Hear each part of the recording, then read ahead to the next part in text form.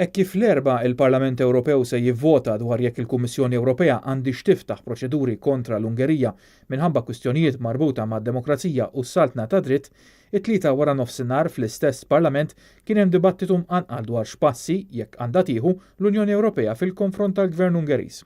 Għal dan id-dibattitu attenda l-Prim Ministru Ungeriż Viktor Orban li qal li l-vot tal-Parlament Ewropew hu diġà deċiż filwaqt li sostna li l-Gvern Ungeriż wieġeb għal kull punt li tqajjem fl-istess rapport.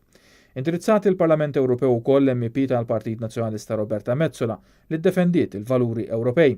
Europe is a hope, it is a promise, it is an ideal.